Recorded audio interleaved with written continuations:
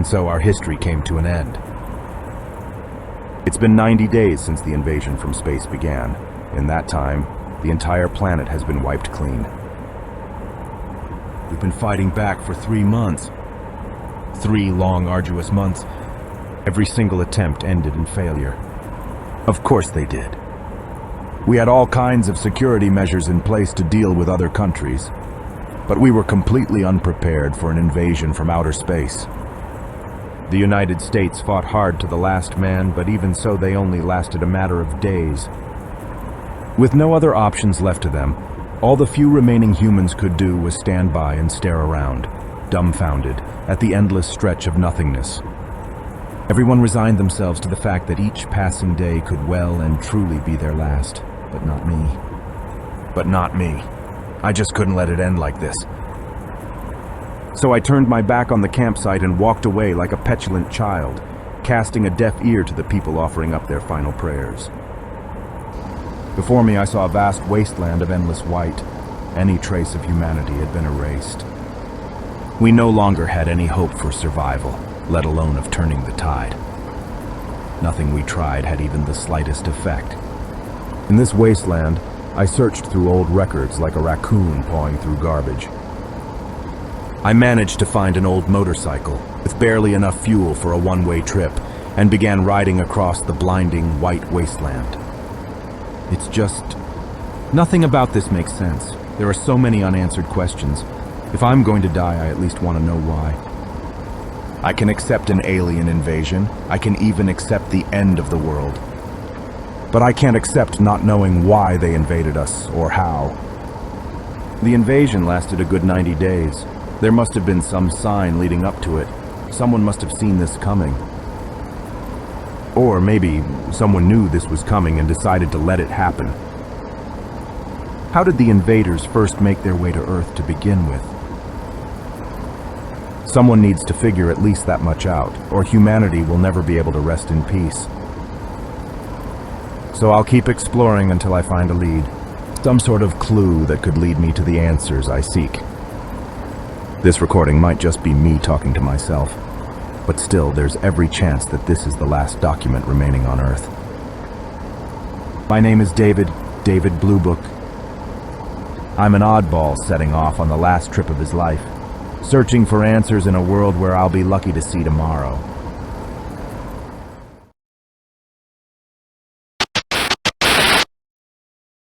Researcher's Log 2018. 18 hours have passed since the events we observed in New Mexico. At last, Subject E has been relocated to this base. Honestly, I can barely contain my excitement. This is the biggest thing to happen since the Roswell UFO incident in 1947. I have no idea how it ended up making an emergency landing on this planet, and I don't care. What I do know is that our visitor is at death's door and needs our help if it's going to survive. I also know that it is an intelligent life form and is nothing like us humans. Its form beggars belief. Thank goodness for the boundless capacity of the human imagination. This visitor from a distant world looks exactly like the sort of thing one would see in a horror movie.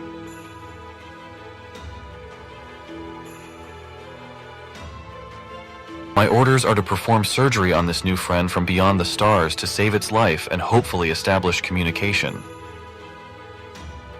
I'm literally trembling with excitement. My entire staff and I are eager to begin our work. This will be a difficult operation, but we will save it. This will be by far the most fulfilling work I've ever done. How could I not see that it succeeds? My only regret is that I won't be able to share these discoveries with the outside world. This project is as classified as they come, and who knows if it will ever be disclosed to the public. Until then, we must continue to nurse it back to health in secret, here in this underground facility. It is here that I must study this strange new life form. These tree roots come to life.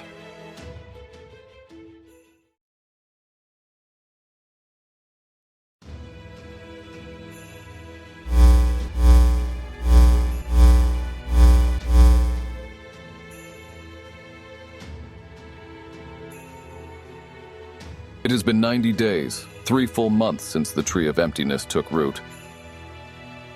The world has been successfully rewritten with the Lost Belts.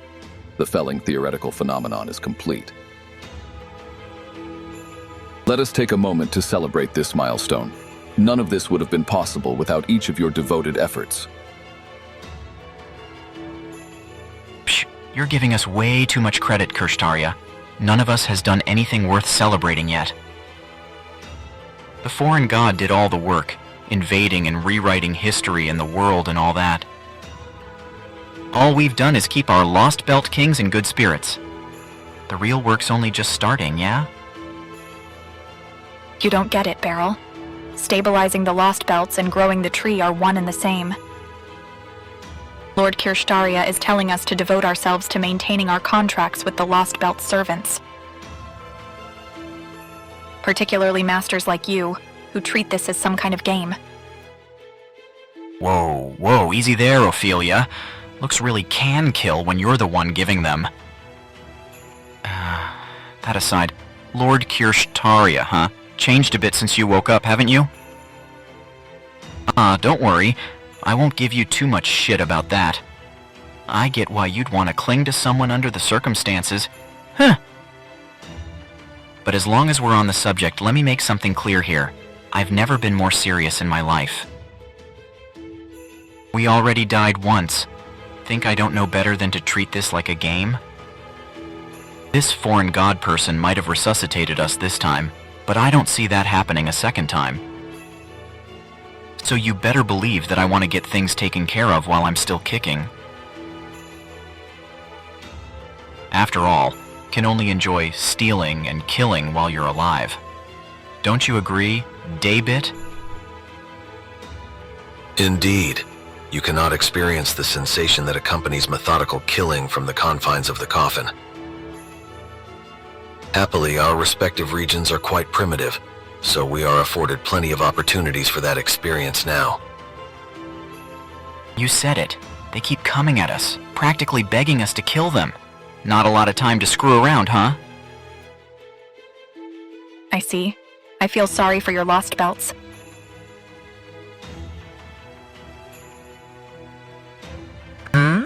What's the matter, K-Doc? Beryl is his usual self, but you seem a bit off. What's bothering you? You look just dreadful. Oh my, those bags under your eyes. Have you not been sleeping, or is it just that you're under a lot of stress? Both. Never mind me. I'm doing what I'm supposed to. I'm sorry, you know I can't do that, K-Doc. If you really want me to leave you be, then at the very least, I need to see a smile from you.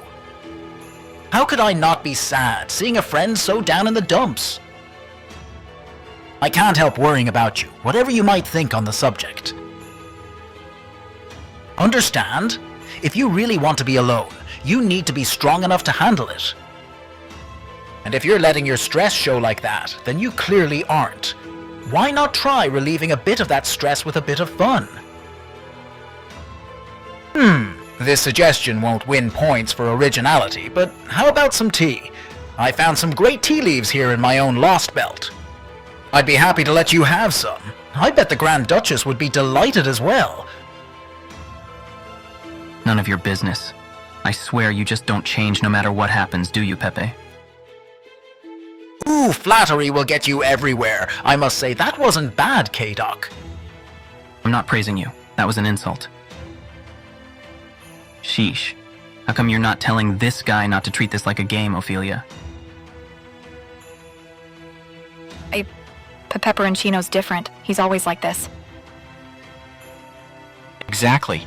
He doesn't listen to what people tell him. Just think about that weird nickname he picked for himself. He's a dyed-in-the-wool optimist, or maybe a natural-born outlaw. Either way, you don't want to see him get serious, you know? He'd only ever show his true colors if the shit really hit the fan, like the apocalypse or something. Actually, scratch that. Maybe not even then. No more wasting our time. Kirshtaria, what did you want to talk about? We've already reported in about our Lost Belts. Mine isn't fit for territory expansion, and I have no intention of competing with the rest of you. If you want to fight over who gets to rule this planet, knock yourselves out. Did I not already tell you all this? You think we buy that? You can't just shut yourself away and sit this one out, Akuta. In the end, we're going to have to choose a single Lostbelt. If you give up on expanding your Lostbelt's territory, it'll just be a matter of time until another Lostbelt invades it. You really want to just lose by default? You're okay with that?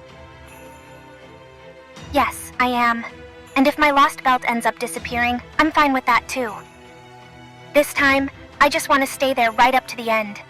As long as I'm satisfied, I'll go along with the rest of the cryptors. So you don't give a shit about this power struggle thing, huh? Hey, I can't blame you. We all know who's gonna win anyway. Kirstaria's could beat all of ours put together with one hand tied behind its back. This whole game to figure out who's gonna be the king of the earth has been rigged from the start. I mean, you should see how bad mine and David's lost belts are. There's just no way these are possibilities for how humanity would turn out. But there's not a damn thing wrong with Kirstaria's lost belt. Hell, things might even be better there than in proper human history. No fair, right? I swear, he was already the favorite to win before we even got started. No accounting for the luck of a born nobleman, huh? Beryl, hold your tongue. Lord Kirstaria conquered that city entirely on his own merits. Why else do you think he has no fewer than 3 divine spirits? You will hold your tongue as well, Ophelia. Beryl is not incorrect. But... It's all right. It is plain to all that I will emerge the victor. No comments about how I go about claiming my inevitable victory will change that. Now then, hologram or not, I did not call you all here today to go over your Lost Belt's growth. An hour ago, one of my servants foretold the appearance of a spirit origin graph in a round circle.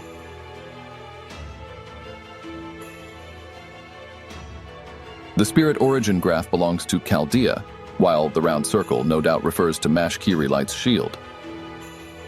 This means they're finally about to re-emerge from void space following their escape from Antarctica.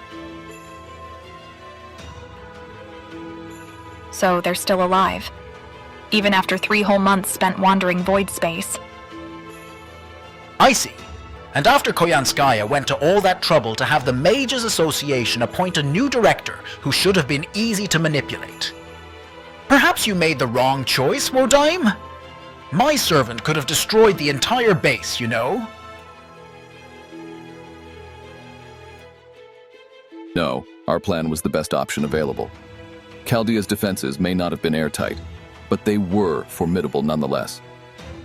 In order for us to take control, it was necessary to convince Chaldea to let us in willingly, by disguising ourselves as staff and then shut down Chaldea's from within. Had we done things differently, the Chaldeans would simply have ray-shifted away and stopped us. Koyanskaya's plan was well conceived. With the benefit of hindsight, the only issue is the fact that a certain servant did not act of their own accord. But that is hardly Kadok's fault. After all, of the 3 servants who served as the foreign gods' envoys, neither the priest nor Koyanskaya were our own. So, do you know where the Chaldeans are going to show up? Lamentably, my servants' predictions did not reach that far into the future. All I know is that they will emerge in a matter of hours. That's it? So what? We're just supposed to get back to our posts and each keep an eye out for... They'll emerge in Russia, inside the Lost Belt. How do you know that? Simple logic, how else? The only thing they know about Earth as it is now is the identities of the servants who attacked Chaldea. That's their only possible connection for emerging from void space. For them, the Oprichniki are both a threat and a means to determine their destination.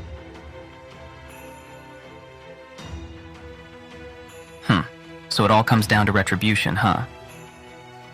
We got them good, so now they want to get us back, which means they'll be gunning for me first and foremost. Perhaps. Anyway, if they are the kind of people to seek revenge, that will make them easier to deal with. Out for vengeance, huh? Man, that's rough. I doubt you'll be able to talk your way out of that one. I know. How about I help you out, Caddock?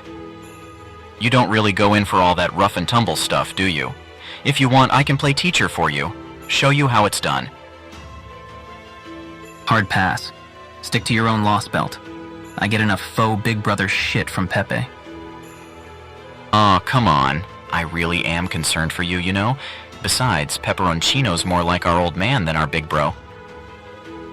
But fine. If you're set on doing this yourself, I can respect that.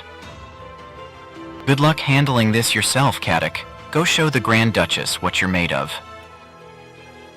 Just don't push yourself too hard, all right? If things start looking dicey, don't be afraid to bail. We're just competing. We're not enemies, but we got no use for a crypter who's lost their Lostbelt. If you just want to live out your life in peace, nobody's gonna stop you. Right, Wodime? Caddock, as you know, we have all consented to a non-aggression pact. As cryptors, our goal is to expand our respective Lostbelt's territories. Eventually, our Lostbelt's borders will clash, and one will inevitably be consumed. Thus will the Lostbelt with the strongest foundation of humanity feed upon the weaker ones. But it is in that clash, and only in that clash, that a cryptor may interfere with another cryptor's Lostbelt. If Chaldea does appear in Russia, then it falls to the king of Russia's Lostbelt to deal with them. Our duty is the reconstruction of humanity within our Lostbelts, to build a world where humans and gods can once more coexist in harmony. Now that the foreign gods' invasion has ended, the task of disposing of Chaldea is extraneous at best. It is, at this stage, nothing more than a chore. Still, I suppose I must admit that they remain a hindrance. They do have a great deal of experience overturning worlds. Caddock, I look forward to seeing what you are capable of. Eliminate this nuisance and grow Russia's tree as quickly as you can. Succeeding in the latter should make the former markedly easier. For my part, I would like to see all the Lostbelts realize their full potential, for each is the potential of humanity itself. It would be a travesty for one of them to end before its history has had a chance to flourish. You don't have to tell me. I'm here to win as much as any of you. This is where I sign off. If Chaldea's coming for me, I'll be there to greet them.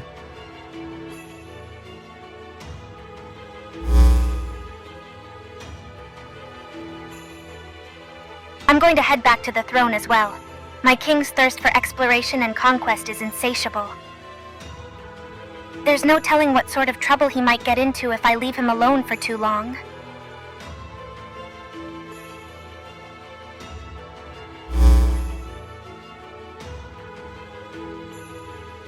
Right then, I'll be off as well. Let me know if Russia sends out an SOS. Alright, I must say though, you certainly seem happy about this, Beryl. You must get off on seeing Kadok struggling. Now. What sort of heartless bastard do you take me for, Pepperoncino?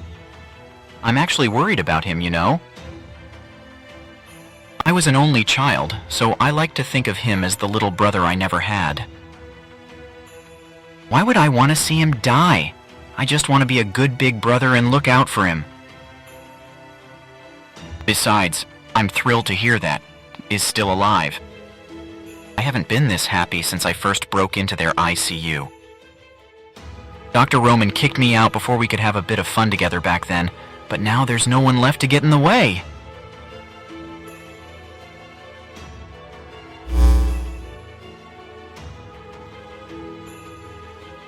Goodness me, I don't know what we're going to do about him. Anyway, I'd best be signing off too. Something doesn't seem right on my end either. But while you're here, David, there's something I'd like to ask you about regarding my report. What do you think about the cube in my Lostbelt? I have little information to go on. Do you still want my thoughts? Of course. I would so love to hear your assessment. I think that thing is your Achilles heel. The weakest of weak points for you and your Lostbelt. If Wodime or I had your Lostbelt, it'd be the first thing we got rid of. But in your particular case, Peperoncino, I would leave it alone. That's just who you are. I see. Then maybe I'll wait and see how it goes. Though personally, I'd love to cut it out now. Alright, I'm signing off. Our next meeting's a month from now, yes? See you then.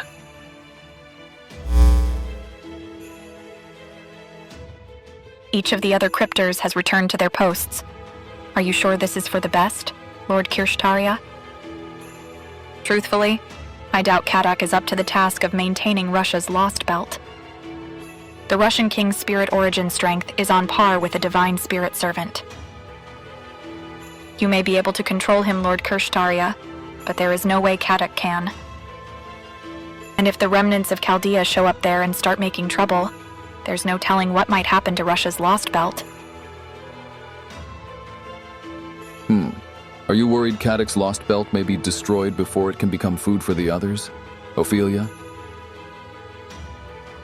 No, it's not that.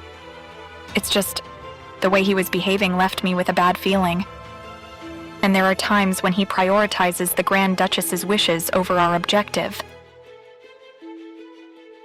So his rather ordinary nature has backfired. Very well, you do have a point. Canis, it is time to make use of your sea-crossing authority. You will head for Russia and observe Kadok's actions. If he has indeed turned his back on our mission, you will see to his punishment. Are you kidding me, Master? You're really sending me, the great Canis, out to do your housekeeping. And all because this woman won't leave you alone. What sort of heroic spirit do you take me for? A trustworthy one, naturally. You may be coarse, but that is only your pride.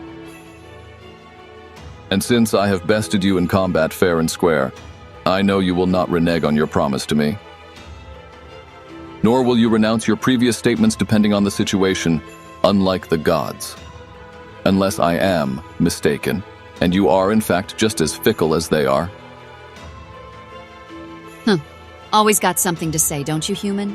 What a pompous, weak-kneed, pretentious scumbag. Fine, I'll be your little lapdog. But if you think I'm gonna forget about this humiliation, you got another thing coming. My luck? No, the gods' luck must have run out the day I lost to you. You want me to babysit the situation with humans struggling to fight back? Fine, I will. I can't believe you're using Canis, the divine spirit, as nothing more than an envoy. Are you sure about sending Canis away like this, Lord Kirshtaria? Isn't he or she your bodyguard? It is of no consequence. This is why I made a contract with Canis in the first place. I trust him to be my eyes. From here on, I will be having him monitor the continent. I will also have him stop by your Lostbelt as well. I advise you to take caution when he does. As you know, he is not overly fond of women like yourself. If you offend him, he may just end up erasing your Lostbelt, king and all. I'm not so sure about that. My Lostbelt's king is certainly a deal more subdued than Russia's, yes. However, her power is easily a match for a divine spirit's. On top of that, I have the strongest knight ever to live in my charge. I can't imagine either of them having anything to fear, even from the divine spirit Canis. I see. Then I suppose I need say nothing more. The fate of your Lostbelt will have an impact on mine as well. If possible, I would prefer that our respective Lostbelts be the last two remaining in our competition. Our victory may be inevitable, but some manners of winning are better than others, and my victory must want for nothing. I expect great things from you, Ophelia. I need as many capable compatriots as possible. Yes, Lord Kirshtaria. I promise I won't let you down.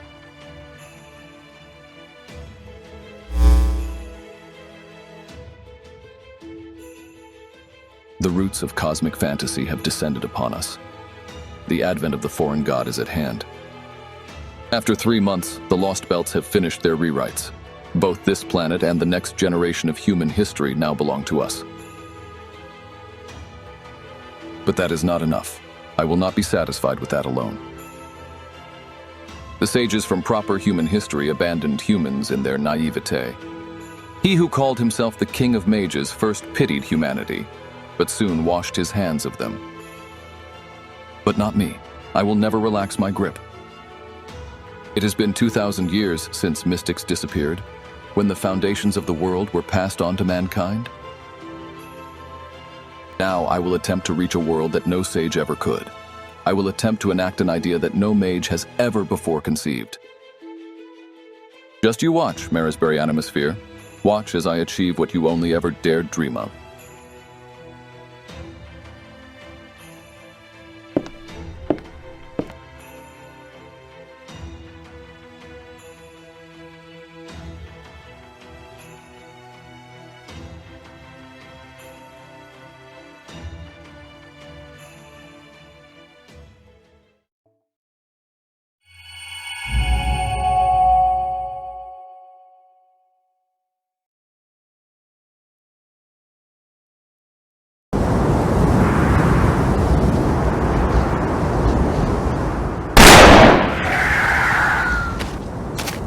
There we go.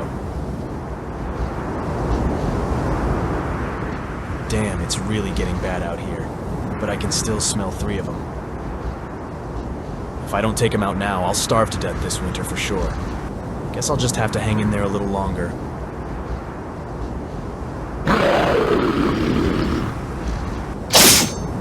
Damn, it's a Krishat. Damn it, you little!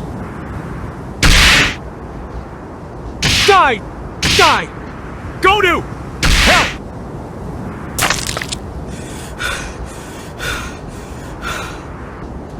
Damn it, what a waste!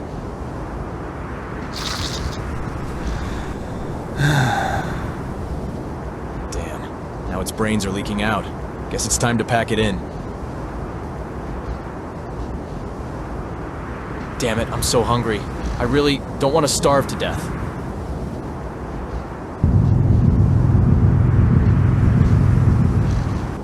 Whoa, was that an earthquake?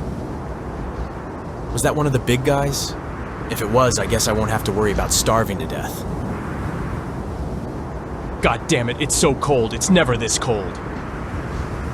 And I can't tell if the Oprichniki are listening or not, as usual. Looks like it's gonna be an especially harsh winter. On a different note, what the hell's up with that tree? It almost looks like a giant tower.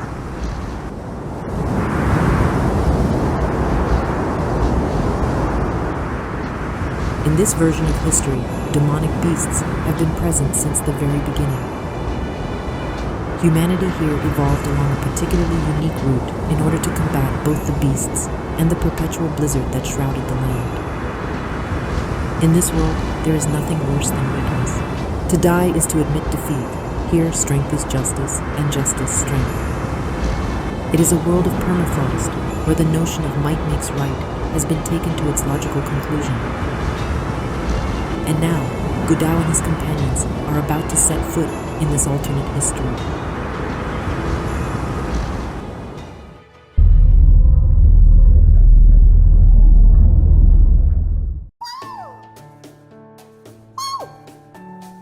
Morning, Fu.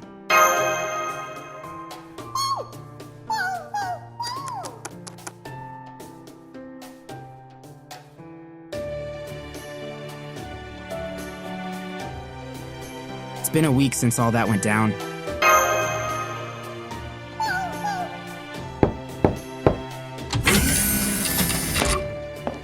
Good morning, Senpai. Are you awake? Of course I am. Oh, good. Then I hope you don't mind if I come in. I brought you some breakfast. Of course, we still only have rations, and only enough for another 6 days, too. Oh, it's a lot better than nothing. Thanks, Mash.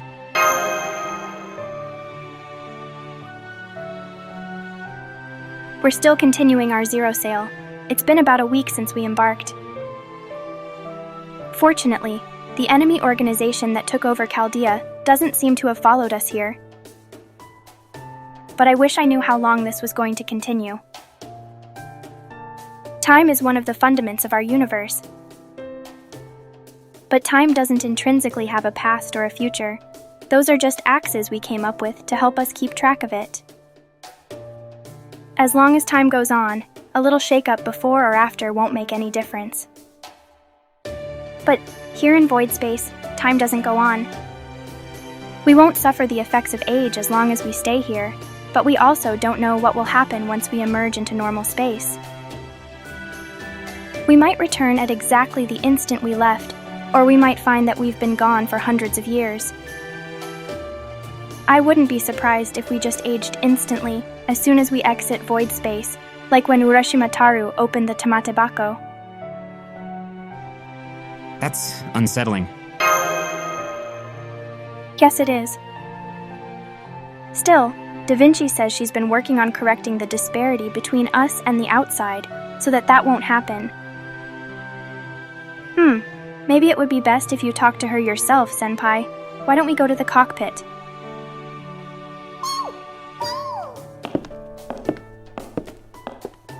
I must say, I was relieved to find out the Shadow Border's interior is more spacious than it looks from the outside. Da Vinci says she managed to give it twice as much room by warping its internal space. Thanks to that, we have just enough living facilities to cover the bare necessities.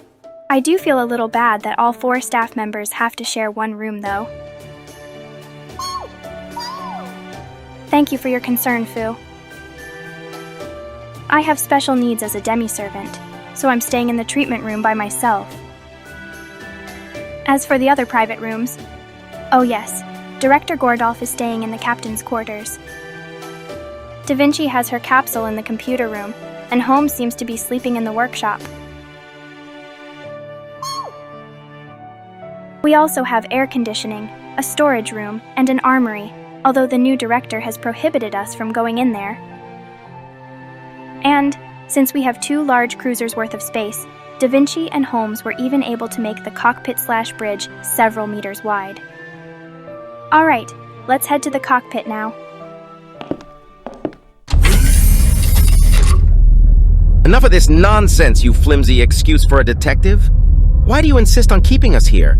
We must be in a safe zone by now. It is, as I have said, a more difficult question than you seem to realize. We must first discuss how we might even define a safe zone. For example, can we say that we are safe here in void space thanks to a lack of enemies in our vicinity? I'm afraid the answer is a resounding no. For that matter, there are no enemies to be found in void space. Consequently, we need not concern ourselves with attempts at pursuit. No, what we must concern ourselves with is a threat far greater, one that quite literally surrounds us. In other words, my good music, the question is not one of when we should emerge, but of how. You mean to tell me it's not even possible for us to leave? How can you be so blasé about such a nightmarish prospect? It looks like Holmes and the new director are getting along nicely, Senpai. I'm almost sorry to interrupt them. Good morning, everyone. Godao and Mash Kirilight, reporting in for the latest status update. Good morning. Good morning, you two. Have you already had breakfast? Yes, thank you. I had an Italian cuisine ration myself, and Senpai is just about to have his. Oh ho, so you lower-level employees are stuck with rations, eh? How sad. I had a plate of warm French toast and tea with extra milk myself. It is, of course, important to my role as captain. The captain needs a lot of calories to have enough energy to keep the crew together. I swear, who do you think you are, hogging all the halfway decent non-perishables for yourself? Ha ha ha. Nothing wrong with that. The quality of one's diet has a pronounced effect on one's mental state, after all. Those who are unwilling to endure discomfort should make every effort to eat well on a daily basis. Besides, a hot cup of tea is a small price to pay if it helps eliminate the greatest source of disorder in our little community. Don't you agree, Mr. Munier? Well, I can't argue with that, especially when the guy who's less willing to deal with discomfort than anyone is actually managing it. Ha ha ha, you mean me? Not to worry, I still have a store of my own little remedy to fall back on. If the time ever comes when I need to calm my nerves, it should do the trick nicely. Why, I can keep going like this for a month. Oh, never mind how strong your willpower is. You still haven't answered my question, Holmes. You just told me it isn't that you refuse to emerge, but that we can't emerge. What did you mean by that? And remember, I have appointed you Chaldea's new administrative advisor. How about you show a little gratitude for the appointment? Now tell me exactly what is going on. I'm not normally particularly concerned with titles, but I must say being an administrative advisor has been a novel experience. To be honest, I'm rather excited to be exercising my own untapped talents to meet this job's demands. How did that end up happening? Does Director Gordolf have a death wish or something? Well, he's already got Da Vinci serving as his technical advisor, right? He probably just appointed Holmes to administrative stuff, because he doesn't have any other managers to help him right now. I can hear you, you know. Now come on, Holmes, out with it. Are we going to survive or aren't we? I'm afraid survive is too broad a term for me to provide a satisfactory answer, but I can at least outline the possible results of our emergence. Strictly speaking, it's not that we cannot emerge, rather we have nowhere to emerge to. At the present moment, we are voyaging across the void space, a world existing on a negative vector, to put it another way. So in order to return to reality, we need a connection to it. An anchor, if you will. Fortunately, anything should be able to serve as an anchor as long as it exists in reality. So as long as someone here has such a connection, we should be able to escape from this void space. However, we are unable to do so at this time, which means the world itself has been utterly wiped clean. Ha ha ha ha, that's ridiculous. What do you mean, wiped clean? That there's nothing left anywhere? I am certainly willing to admit that it was terrifying seeing those meteoroids, I suppose they were, falling to Earth while we were in Antarctica. Given their size, the impacts must have been absolutely devastating. No doubt the destruction was many times worse than the Tunguska event. Terrible as that may be, there is simply no way that could have been a cataclysm capable of wiping every nation off the face of the Earth. And of course, let us not forget the clock tower. London's clock tower has been around for millennia. It is the greatest bastion of magecraft in existence, guarded by hundreds of defense mechanisms. There's no possible way it could be destroyed. I guess no one ever told him about the Mist City.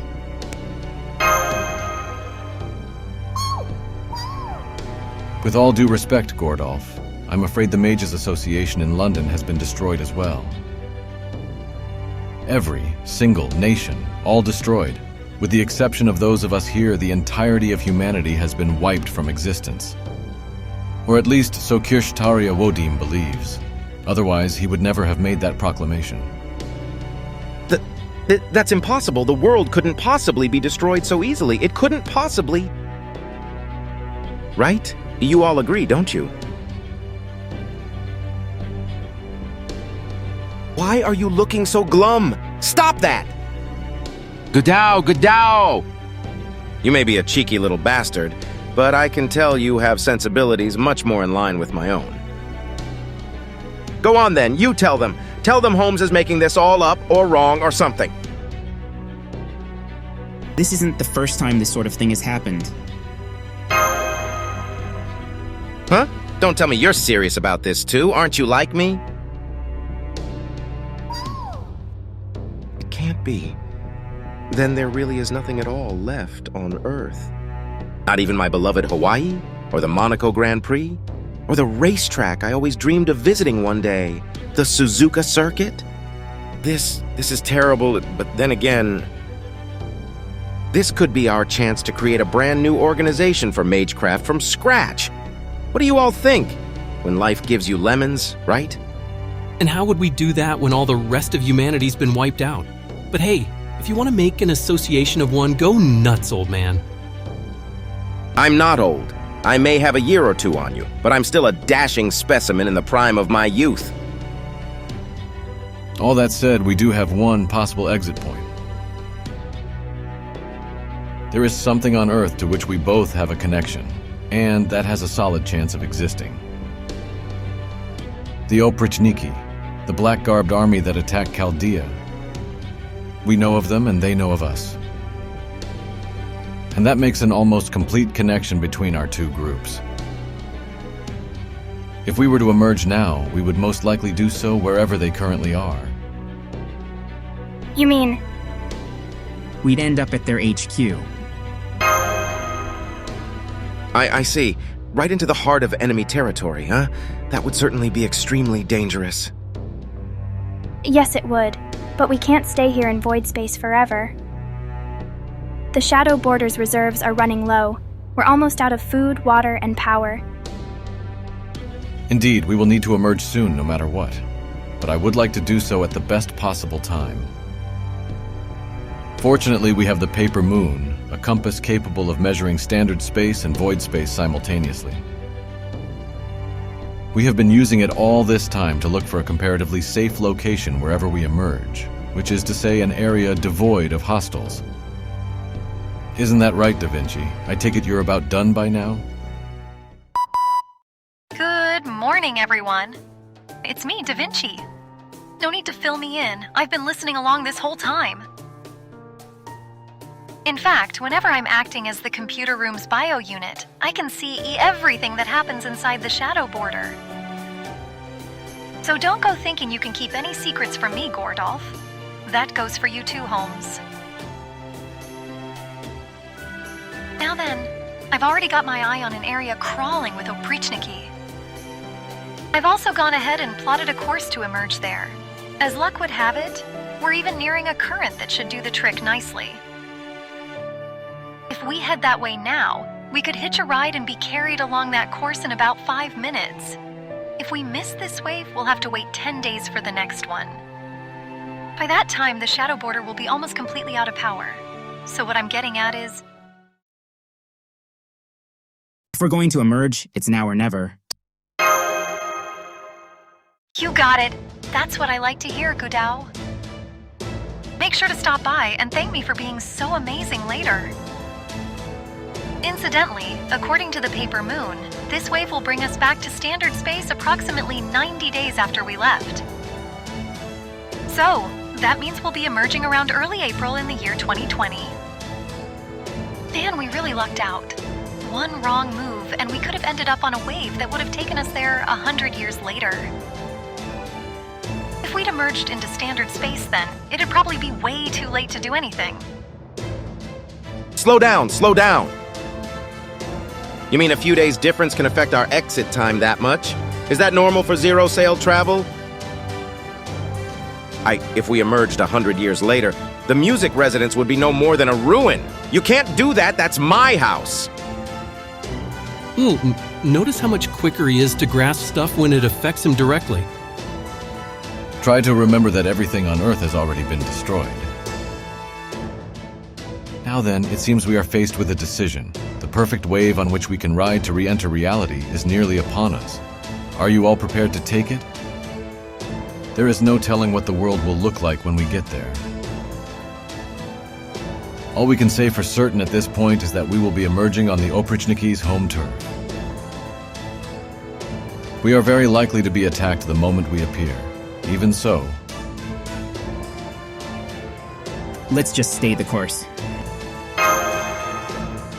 Couldn't agree more. I knew I saw potential in you. Huh? What was that, Mr. Munier?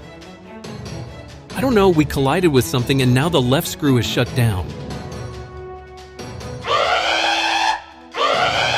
We found the void space's border wall. The collision has damaged our armor. Part of the logic formula is missing. What did you say? The armor's been damaged? Why did you impoverished fools use such cheap materials? If I still had my fortune, money would have been no object. He must have spent all his money acquiring Chaldea. Well, this certainly isn't good. We can't maintain the vehicle's balance anymore. Looks like this is it for our Maiden Zero sail. At least we should still be able to raise the bow and re-enter standard space. But after that, I think we'll need to step outside to make repairs. Holmes? Quite so.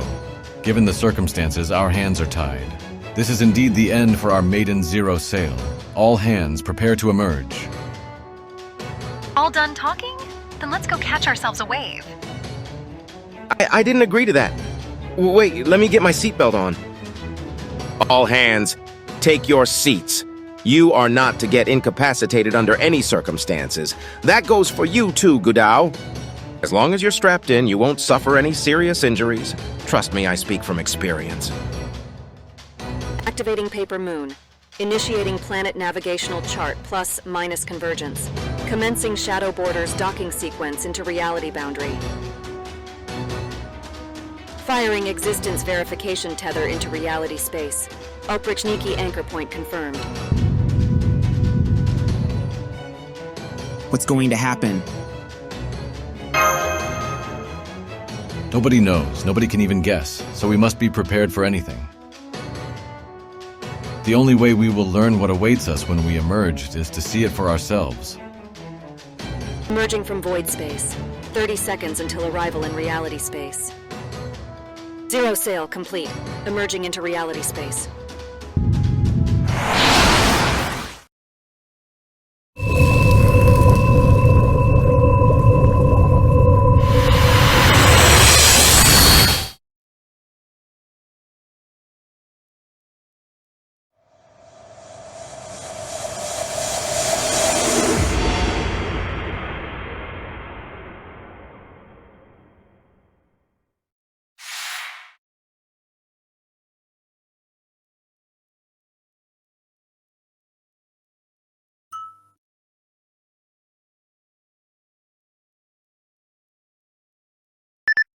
Reality space anchor attached. Reality verification complete.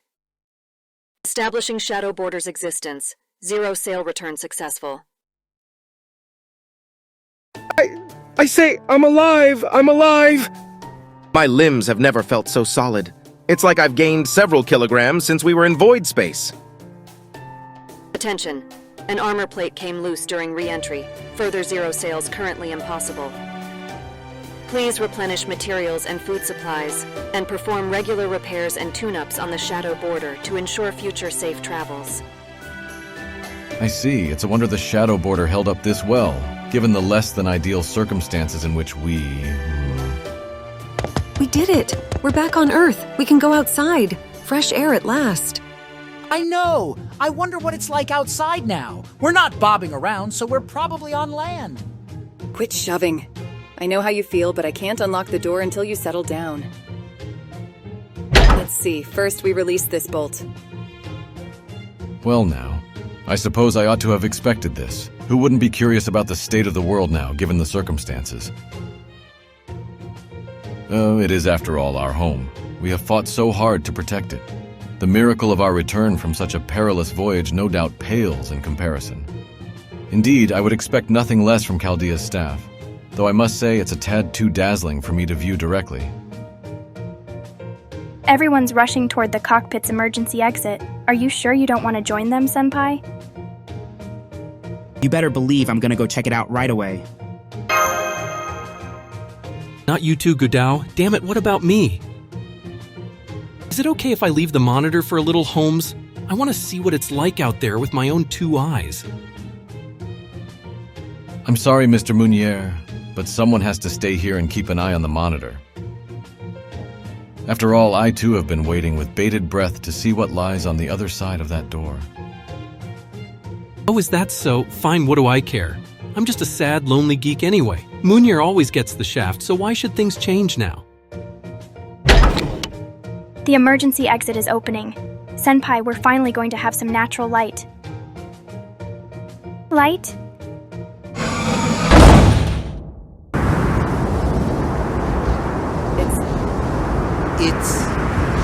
It's freezing.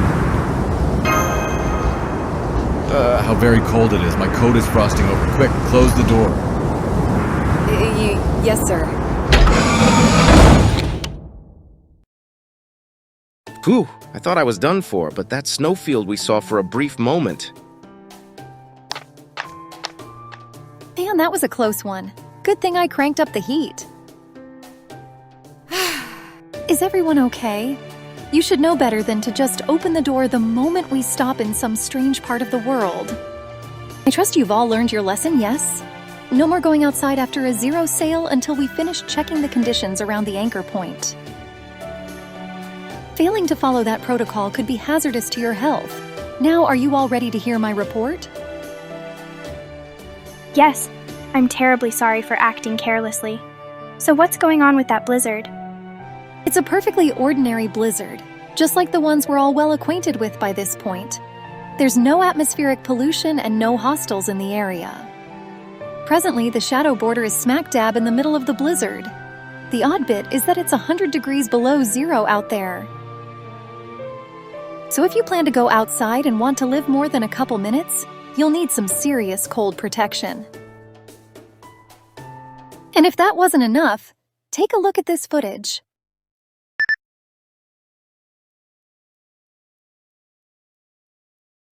What is this? Is that an aurora and a storm? It looks like a massive supercell.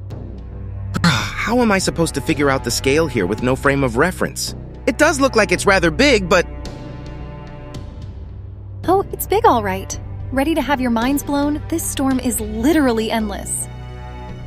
It covers every inch of Russia like a wall around the entire world. And the aurora blocks all kinds of electromagnetic waves, so it's completely impossible to break through. I can tell some of you want to write it off as just a storm, but you really shouldn't.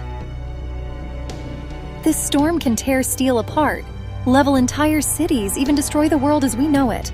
No wonder people thought of it as a god during the Age of Gods.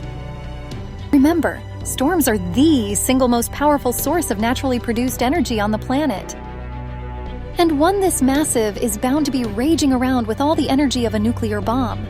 It stretches as far as the eye can see. Humanity has yet to invent anything in the way of a vehicle capable of breaking through a storm like this. Nothing could get through this storm. No weapon, no vehicle, nothing. Which means that even once we get the shadow border up and running, we won't be able to leave this place. In short, we are trapped in a world about which we know nothing.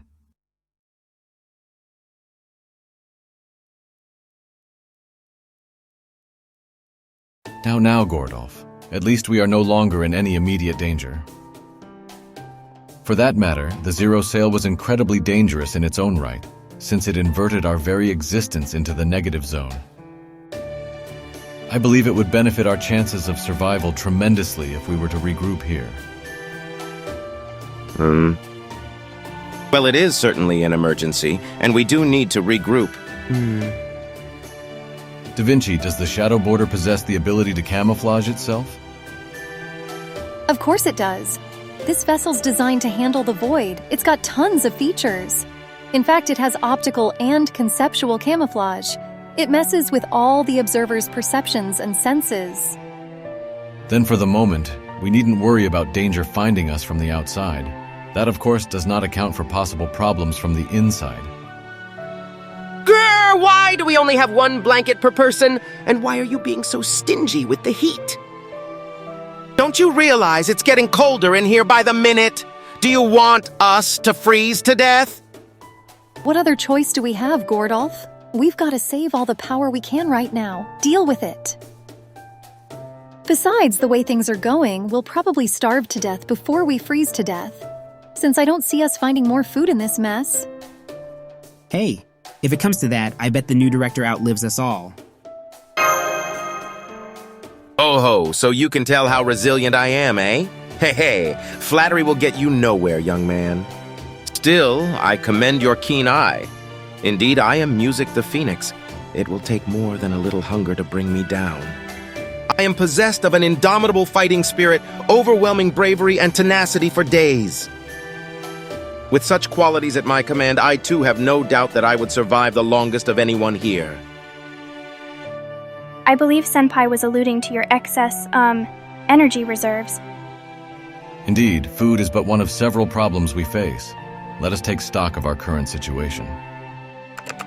I've got a reading on the temperature out there. It's exactly what Technical Advisor Da Vinci said it was, 100 degrees below zero.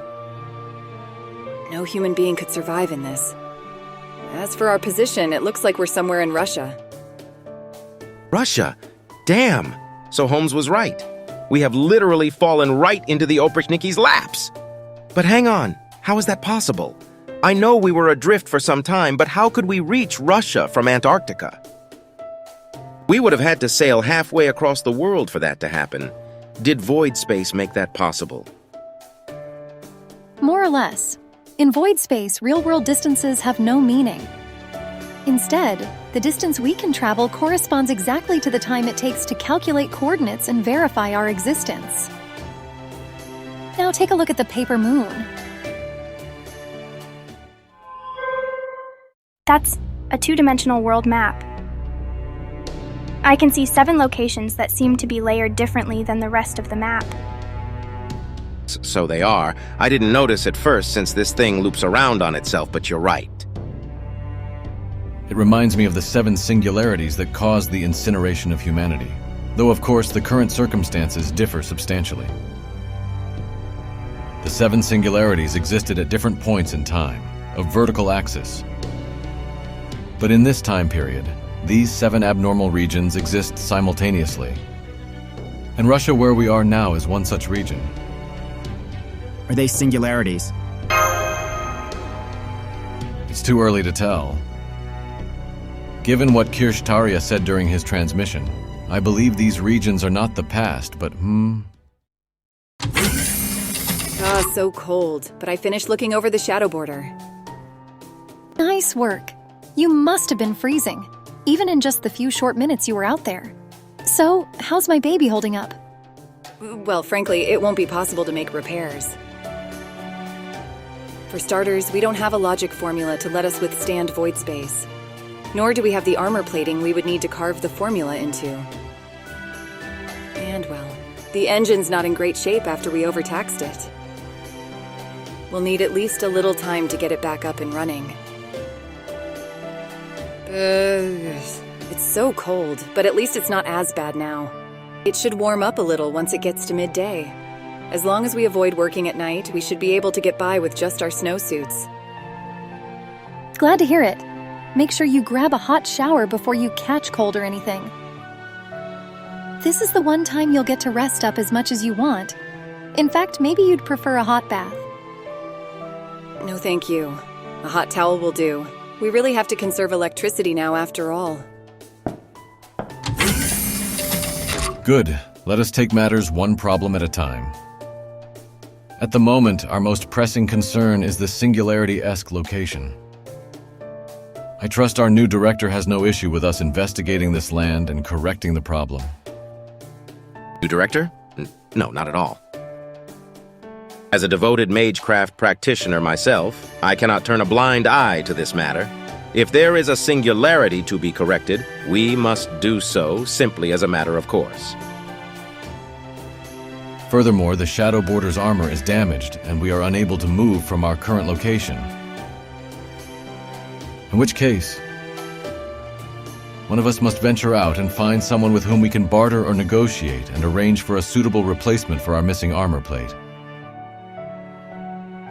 And fix the singularity while they are at it. I'll go. Yes. You are the only one here with nothing better to do. You may not currently have any servants capable of aiding you in battle, but you are still a master. Furthermore, you are far and away the most experienced fighter out of everyone here. At this point, you are the only one we can send to investigate this area.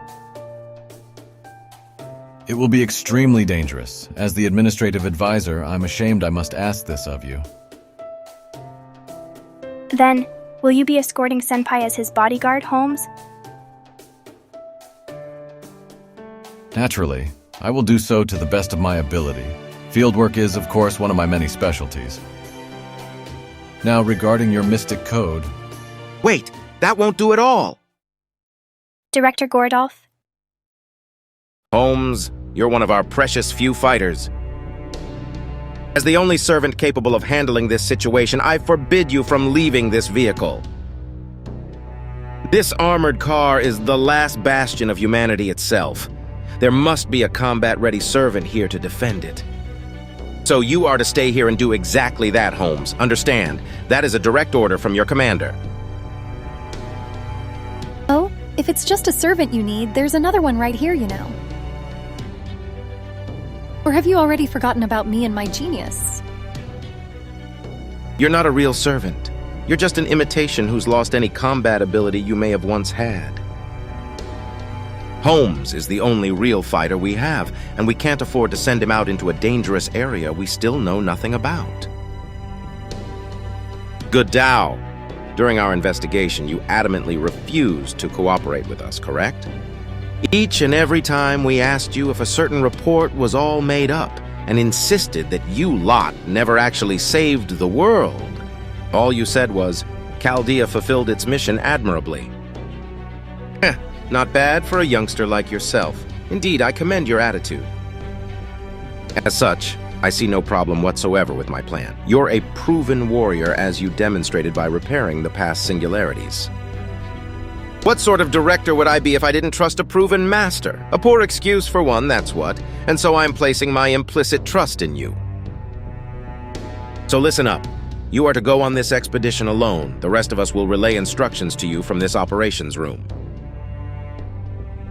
What? You can't make Senpai handle this alone. Does that mean you are withdrawing the testimony you provided to the inquiry board? Were your claims that Chaldea had not been sitting around merely twiddling its thumbs for the last year no more than lies? I'll go. Of course I'll go. Indeed, both Mr. Goodall and the new director are correct. The Shadow Border's destruction would mean the end of humanity itself. It is indeed important that we investigate this area, but we must concentrate the bulk of our efforts on keeping the Shadow Border and the Paper Moon safe. Therefore, I will remain to guard the Shadow Border and do whatever I can to aid the expedition from here. All that said, the fact remains that it would also be reckless to send Mr. Goodall out on his own. It is 100 degrees below zero outside, and there is no telling what else may be lying in wait. I know that. I won't send him off without a buddy. Let's see. One of you called me an old man. What was his name again? Sauté? Piccata? Oh, crap. It's the cooking method that uses butter and lemon juice. What? To Goodall. That's it. Munier. Get your armaments in order. You will be joining Goodall on his expedition. I knew it. Why me? You're an operator. Your job is to man the controls and keep an eye on the monitors. Now that the border is parked, this is simply the best way for you to make yourself useful. Besides, if worse comes to worst, I know someone who can fill in as the driver.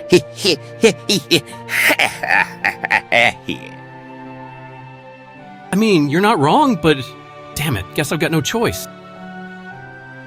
Wait. I'll go with Senpai. I believe that would be the best possible option. For one thing, I have even fewer ways to be useful here than Mr. Munier does. And I can also fight for brief periods, just like I did at Chaldea. I guess that's true, but... I'm afraid that is a course of action I cannot support. What about you, Da Vinci? I hate to say it, but I do think Goodall will need a companion. And MASH is an old hand when it comes to investigating unexplored areas by now. As long as she agrees not to engage in combat as a servant unless absolutely necessary, and to focus solely on providing support, she's the best partner Goodall could ask for. It's not my place to try to stop her. Hey, MASH. Yes, Senpai. Let's go explore this place together.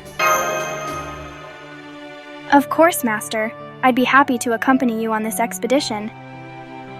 Good, good. Fortunately, I expected something like this might happen one day, so I suppose this is as good a time as any to show you the mystic code I made for exploring polar regions. Here you go, Godao. And Mash, here's a snowsuit I made just for you. Excellent, then be off with you. And whatever you do, do not throw your lives away, understand?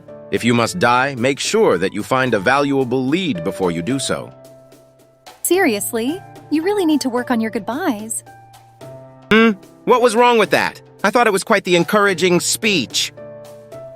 Wow, you are serious. You're a noble through and through, aren't you? I'm amazed you managed to survive this long without dying in solitude. Did you just luck out and get a really good mate or something? I'll have you know I have never experienced solitude once in all my life. My tutor, Tool Fort, was so strict she would barely leave me alone. Ugh, what an impudent little familiar. If only you acted as cute as you look.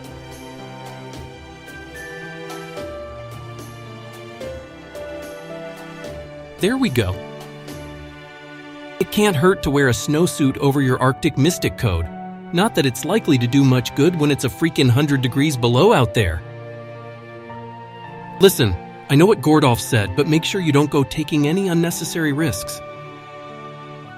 Just take it easy and focus on staying alive first and foremost. Don't worry about that. Good, glad to hear it. Oh, and Mash, I don't want you overdoing it either, got it? I know that you really helped us out back at Chaldea. But the fact is, you've got serious limits as a demi-servant. So if you encounter any hostiles, you just focus on keeping your distance.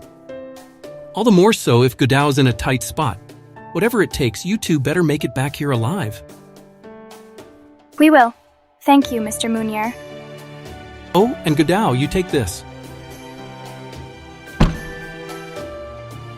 This is... Listen up. We're going to investigate the surrounding area first. Once we find something of interest, we'll let you know and tell you where to go. If you can manage to secure a ley line, you should be able to summon servants again. As for power, you'll just have to make do somehow. Maybe take advantage of a natural phenomenon. A natural phenomenon? I bet Da Vinci and Holmes will figure something out. You're the one who took care of all those singularities. I don't have to tell you what an accomplishment that is.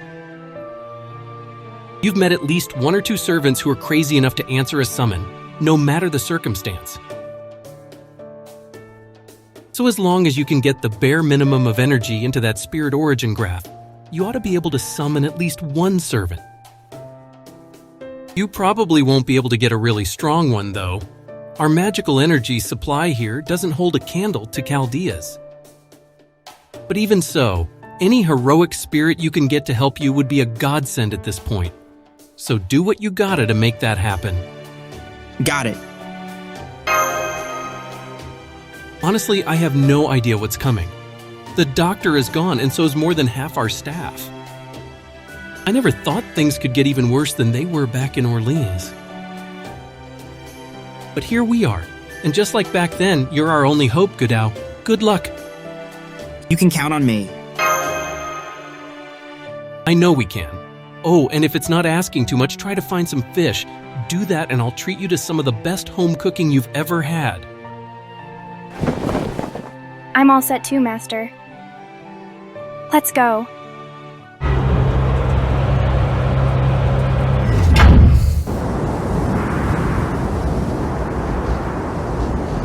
Man, what a blizzard.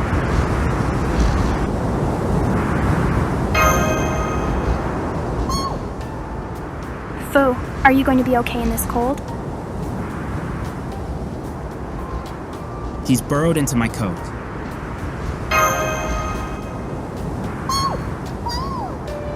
Testing, testing. Hello, can you guys hear me? You can? Great. Looks like we've got comms working. Not sure what kind of range we'll get in this storm, though. Now then, the first order of business will be to look for a ley line. Here's what I'm thinking. Start by heading north, then turn east. If you still haven't found a ley line after a while, then you can continue west. Once that's done, come back to the shadow border before you check out the south. What do you think of that? Any thoughts to share? Am I doing a better job than, me? No objections here. Great, glad to hear it. All right, I'll be checking in every 5 minutes. So if you stop hearing from me, that's your cue to turn around and head back. Got that, you two? Got it.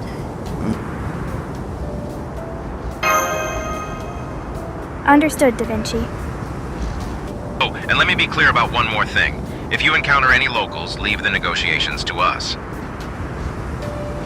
Even over comms, I can cast a simple charm spell to win over any ordinary person you run into.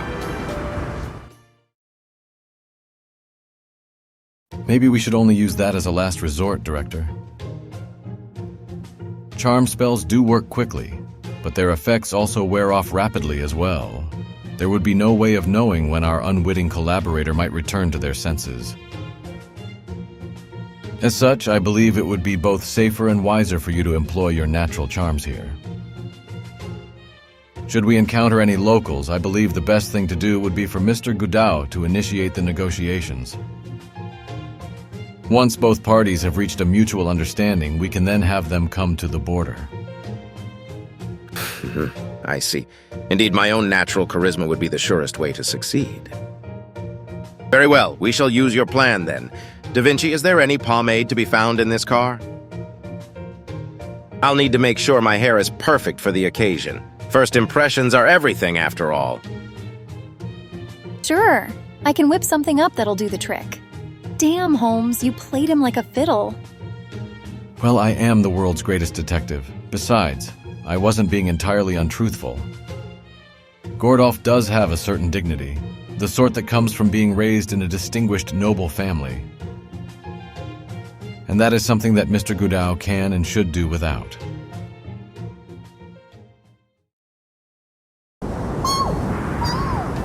Okay, Master, let's start heading north.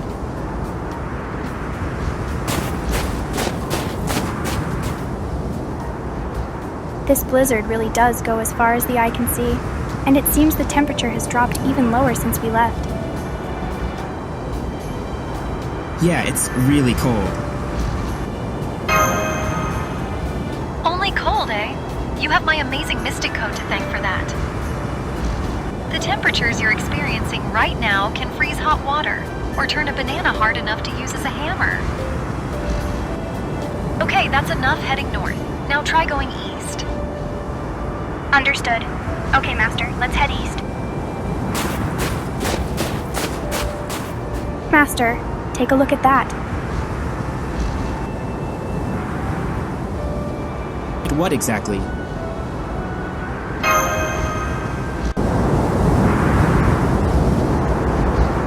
That doesn't look like the bands of light we saw in the singularities. What could it be? A skyscraper? A tower?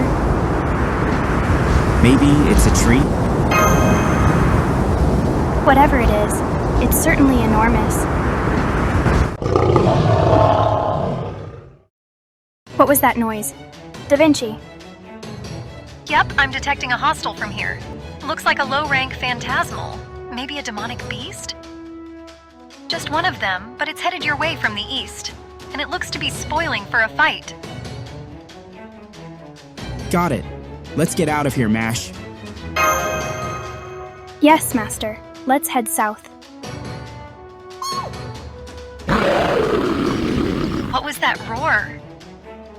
I'm picking up new hostiles at Gudao's 12 and 9 o'clock. Hey, and another one at his 6. They're surrounded. Oh god, now there's 6 more. That cry earlier must have signaled others. They just keep coming. So they know to surround their prey. These creatures would appear to understand how to hunt. Which means there is an established ecosystem even in this frigid world. But that is a matter for later. Mr. Gudao, Da Vinci, I'm sorry to ask you to break the rules right off the bat. Miss Kyrillite, I trust you know what to do. Make your way through the demonic beasts to the south and return here at once. Wait, what's going to happen if you lead a huge pack of demonic beasts here? Remember, the Shadow Border is the very last bastion of humanity.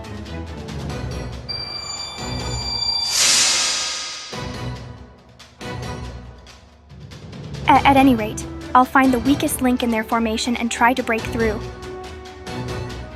Master, your orders, please. I know, but Mash. Yes, Master.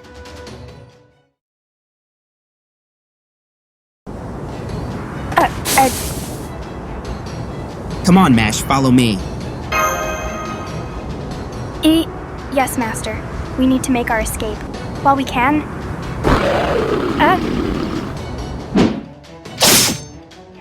Mash.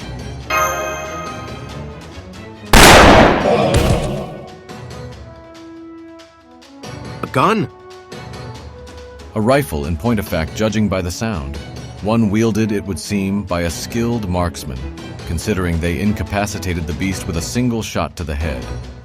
Well done. Take this! Are you guys nuts? What were you thinking, running right into the middle of a Critchot pack? Huh? I'm guessing you guys came from the capital looking for something to eat. But you're not gonna have much more luck out here in the boonies, Eth. What the? A wolfman. What the hell are you guys? Why's your skin so smooth?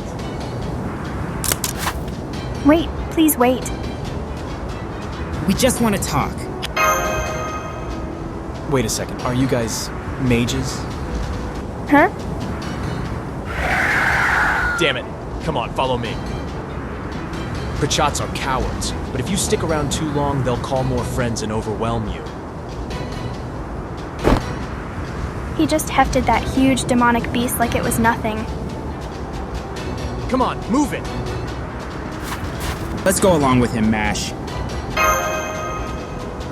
Right. I'll bring up the rear, Master.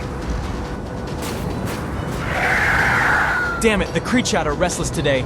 What'd you guys do to get them so worked up? I don't know. Come on, keep moving. Otherwise, the Critchot will have you for dinner. Unless their noise attracts a Diavoltron first. I'm sorry, what's a Diavoltron? A giant serpent with multiple heads that can wipe out an entire village easy as you like. Don't you guys know anything?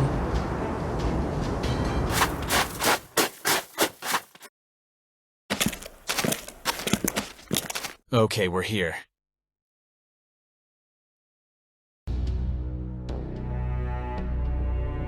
Damn it, the Oprichniki are on patrol. They'll collect my kill as taxes. Listen up. Don't let any other Yaga see you. They're always looking for more sacrifices for the Oprichniki. Oprichniki. Oh crap, oh crap. Huh? What's with you guys? Aha, I see how it is. The Oprichniki are after you guys. Come with me. Any enemy of the Oprichniki is a friend of mine. I think I can help you out, if you have something to offer in return. Master. Let's go with him. All right, we'll accompany you. Good. Come on, you Colden. Hey, if it isn't Potsy. Try to stay out of sight. Huh? Do you smell that weird scent too? Is it coming from those two? It's coming from this demonic beast, obviously. Didn't bleed it out properly. No leisure for the poor, huh? You sure you're gonna make it through the winter like that? Guess you're not worried about yourself, huh? Nope. I've got plenty stored away. If you ever find yourself running low on food, how about I sell you some on the cheap? But you will have to tell me where your best hunting grounds are. I'll think about it. See you around. Hey, your little friends there wouldn't be with the rebel army, would they? Because if they are, you know I've got to report them to the Oprichniki. Tsar's decree and all. If these guys turn out to be with the rebel army, I'm gonna tell the Oprichniki you and I are the best of friends. Come on, cut that out. We're not friends. We barely know each other. You sure about that? Because we've been having a good long talk for a while now. Can't you feel everyone else watching us? Damn it. All right, let's hurry up and get to my house before anyone else comes sniffing around.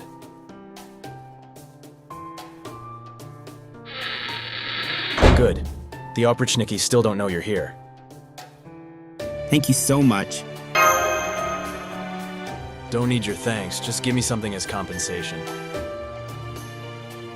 It's all about bartering, right? Something. Huh. What should we do, Senpai? Would information suffice? What the hell is that? Magecraft-based communication. Since you realize those two are mages, I assumed your kind would possess a deep knowledge of magecraft. But judging from your response, it appears that your kind have only ever heard of magecraft. Am I correct? Oh, so it's not actually real. I assure you it is. I'm speaking to you in person, albeit from a great distance. Now, as I was saying, if we possess any information that may be of use to you, we are happy to provide it. Don't suppose you know of any good hunting grounds, do you? If the location of a Kreechat nest would suffice, then yes, we have found a number of them. Kreechat nests, huh? Nice. Those things are pushovers. Pushovers? Those. Well, yeah. You can actually kill them, as long as you shoot them or hit them hard enough. Way better than the demonic beasts who just won't die. Very well, I'm prepared to share the locations of these Kreechat nests. So first, I would appreciate you telling us everything you know about this place. Well, wait. Introductions first. What's your name? My name, huh? They say that if you ever tell a Koldun your name, you'll be cursed. Excuse me, but what are these Koldun? I can tell you mean us, but beyond that. It means mage. I've never seen one myself before, but there's a whole bunch of them in the Imperial family, right? Then again, Koldun or not, you don't seem like much of a threat. I doubt you could curse anyone if you tried. True, I've never been very good at curses. Alright, my name's Patsy. Now, who are you guys? I'm Mash Kirilight. Sherlock Holmes. And I'm Gudao. Mash, Sherlock, and Gudao, huh? Alright, now what are you guys? If the Oprichniki are after you, does that mean you're with the Rebel Army? Rebel Army? Hang on, we're not... Where do I begin? Now, calm yourself, my dear Watson. Allow me to do the explaining. First, we have a few questions of our own. I don't think so. First, you need to answer my... What year is it right now? Huh? Holmes is right. That's the first thing we need to confirm. It is abnormally cold, even for Russia. It can't possibly be the Russia we know. That could mean we're in a different time period, just like the singularities.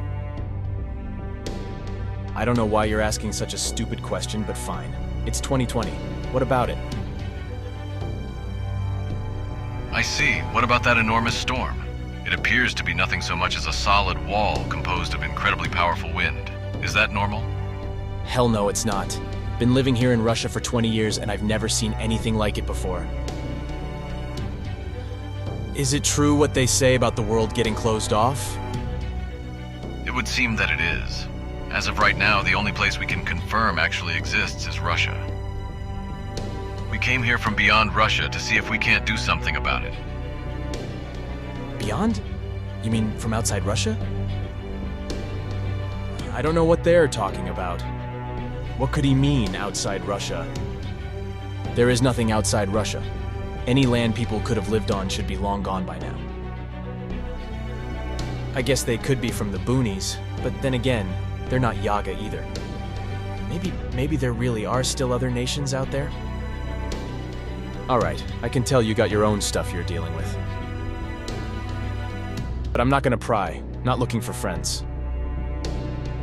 So then, why's a bunch of outsiders like you on the outs with the Oprichniki? Unfortunately, your guess is as good as ours. We still don't even know what they really are. That being the case, we would tremendously appreciate if you could tell us. What are the Oprichniki? You're kidding me. How did you survive this long without knowing even that? The Oprichniki are brutal hunters, Ivan the Terrible's personal bodyguards. Ivan the Terrible. Wasn't he a Russian Tsar? Yes, he was. If you know that much, then more detailed explanations can wait. Wait a moment. Patsy just told us that this is still the year 2020. If it is, why would Ivan the Terrible's bodyguards still be around? Maybe he's a servant. Huh? A servant? You guys have some pretty bizarre questions. Ivan the Terrible's alive and well. He's been around for almost 500 years, so he's the oldest Yaga of all. What? I take it the Yaga are your kind? That's right. Geez, you outsiders really don't know anything, do you? How the hell do you all survive this long being this ignorant? You been living under a rock the last few hundred years or something? Then again, they do say this kind of ignorance is common for mages. Would you tell us about your history? I can only give you a real brief overview. You do know about the Great Cold Wave that happened 450 years ago, right? The new ice age, they say, happened after a meteor struck the planet? Once that hit, Earth turned into an ice planet. It got so cold that the old species, the humans, couldn't survive here anymore. They say that none of the other countries were able to handle the cold, so their populations died out. But Russians have always dealt with the cold, so we had it better here. Even so, we still lost about 90% of our population. Hell, we nearly lost the whole damn country. So before that could happen, Ivan the Terrible and a mage developed a plan. We, the Yaga, are the result. Does that mean you're a mixture of demonic beast and human? What the? Who are you? And why are you so tiny? Oh, don't mind me.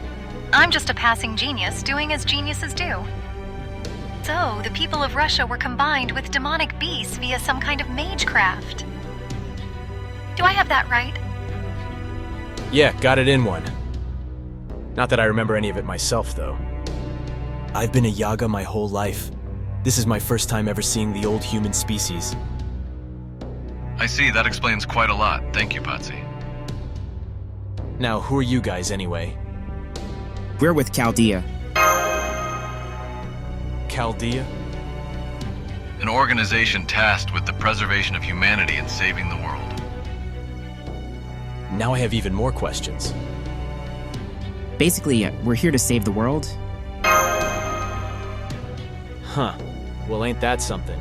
So are you like a bunch of idiots then? I understand how fantastical that must sound, but I assure you we are deadly serious. Well, whatever. Whatever nutty plan you guys got up your sleeve, if it'll shake things up around here, I'm all for it. After all, you're the first outsiders I've ever seen in my life. Anyway, I'll do you a favor and forget I ever heard your nonsense. Just hurry it up with the hunting grounds info. Very well then. Show me a map and I will tell you where to go. You better not be pulling my tail about this. Alright, this is our town here. So this is Yaga Smolensk, and this city far up to the northeast must be Yaga Moscow.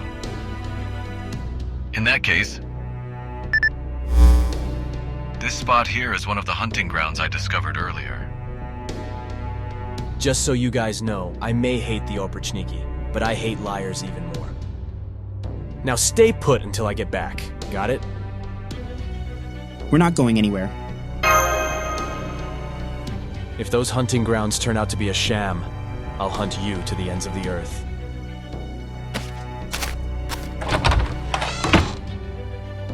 Looks like he's gone to check out those hunting grounds. By the way, Holmes, can I pick your brain for a moment? What is this place? Why have humans been combined with demonic beasts? That violates one of Magecraft's strictest taboos. Is this what all singularities are like? It would hardly be unusual for one. What is abundantly clear is that this is not our own history. Still, What is it, Master? something seems different about this singularity. Regardless, we now know that the opponent you two must face is Ivan the Terrible, a version of him who has somehow managed to survive for approximately 500 years, strange as that may sound. The Oprichniki were indeed Ivan the Terrible's personal bodyguards. Now then, Gordolf, allow me to ask you something. Yes? What is it, Holmes? Are you certain the Oprichnik you defeated was not in fact human? Oh yes, absolutely. He dissolved into nothing once I socked him with a good golf punch. From the look of it, I would guess he was a familiar of some sort. I concur. I too sensed nothing human about them during my own skirmishes. Originally, the Oprichniki were a corps of soldiers established by Ivan the Terrible himself. It is said they dressed completely in black, carried around dog heads and whips made from bristling animal pelts, and only rode black horses. Their job was to eradicate the Tsar's enemies.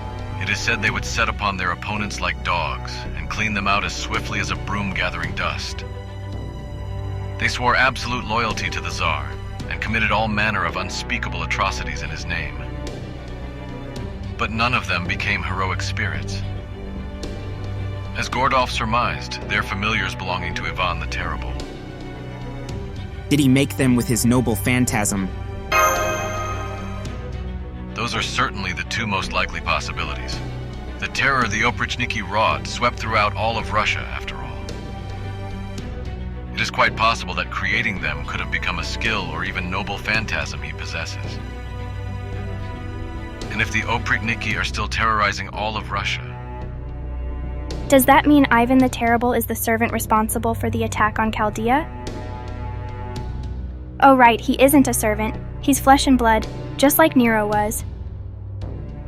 nonetheless, we have far too few options available to us at this point. As such, our first order of business should be securing a ley line.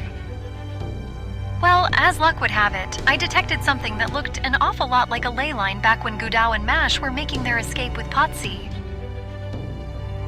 Unfortunately, it is quite a ways from your current position. It'd be extremely risky for the two of you to head there alone. Well, then just have that furred freak take you there. He's already done so much for us. Then we use Magecraft to charm him. Must I think of everything around here? Not so fast, Gordolf. Remember, the Yaga are part demonic beast. That most likely means they possess a strong, innate resistance to Magecraft. I doubt that a charm cast over a transmission would have much effect. Either way, we should wait for Potsy to come back. We may not be able to convince him to take us, but maybe he'll at least tell us about a safe path.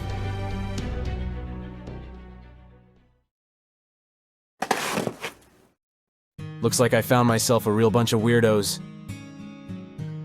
I'd only ever heard about the old species in legends. Seeing how weak they are in person, it's a wonder they survived as long as they did. I guess technically they're our ancestors. Maybe that's why I never thought to eat them. I can always leave them to fend for themselves if they don't have anything to offer, but it looks like they know a whole bunch of good hunting grounds. And more than anything, they're new. I've never seen anything like them before in my life. Most Yaga wouldn't be comfortable with that, but oddly enough, it doesn't bother me at all. I know it's things like that that put me at odds with the other Yaga.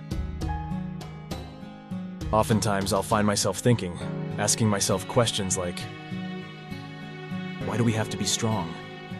Why is it wrong to be weak? And why are we always starving for something, never feeling satisfied? Whenever anyone hears me, they just laugh. They tell me I'm a fool and ask why I would waste my time thinking about meaningless crap. I know it's meaningless just as much as anyone. I wish I could stop myself from thinking about these things too. But... Patsy. Hey, Patsy. What is it? Are you going hunting? So what if I am? Sorry, but those hunting grounds belong to the town. Why do you think I only hunt the strays? Those stray demonic beasts belong to the town too. Not that any are straying off anyway, since that spot's been closed down. Is that so? Fine.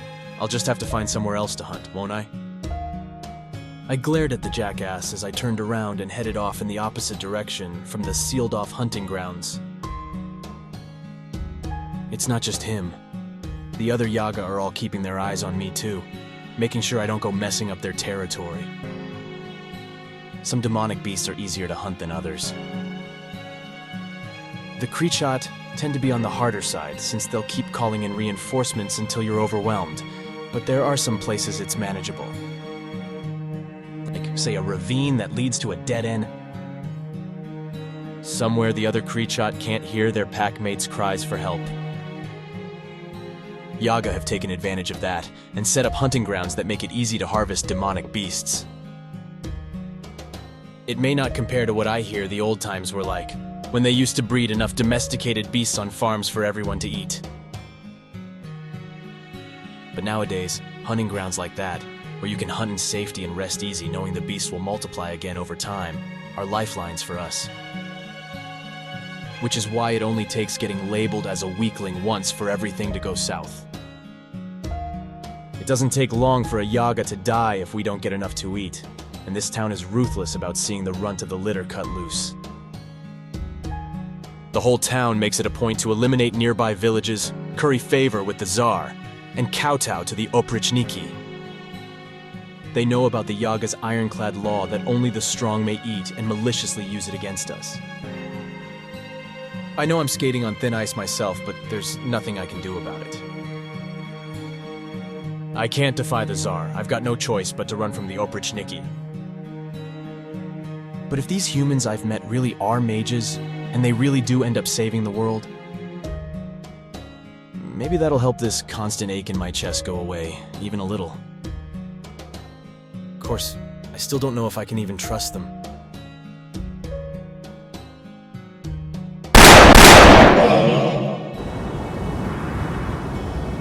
Well, I'll be damned. I can't remember the last time I killed this many. With a haul like this, I could still scrape by even after they pick me clean for taxes. Patsy! What is it? You're looking flushed today, aren't you?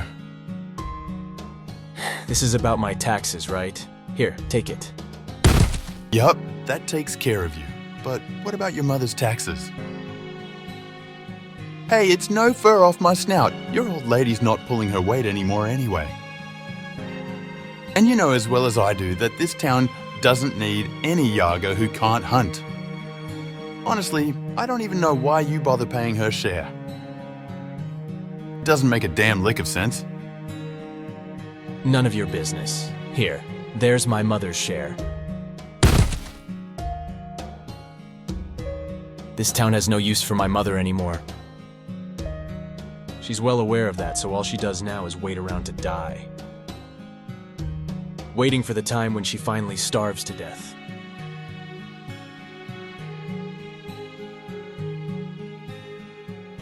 Who is it? Here's some meat. I'll just leave it here. Oh, thank you. I don't know how I can repay you. Don't worry about it. My husband and son will be home soon. Why don't you stay and eat with us? No thanks. She doesn't even recognize my face anymore. They say it happens a lot once a Yaga gets up there in years. They say their memories get fuzzy, so they start clinging to them more and more until they end up living the rest of their lives in a fantasy world. There's no point in keeping my mom alive anymore. I should just let her die and become one with the earth. It's not like she'll be any help to me while she's still kicking.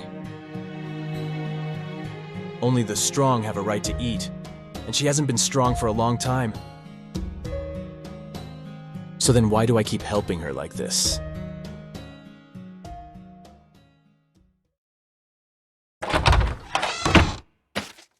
I'm back. Your info was good. Brought in my biggest haul in ages. Hard to believe there was that good a hunting spot right near the town that nobody ever noticed before.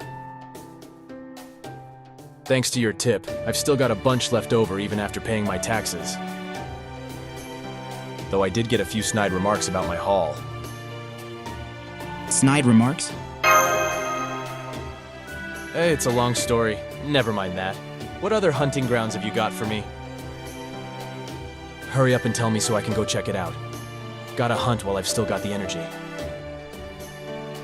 Of course, of course. Very well then, I imagine you may not have much of a response to this next question, but I must ask nonetheless. What can you tell us about that mysterious tree?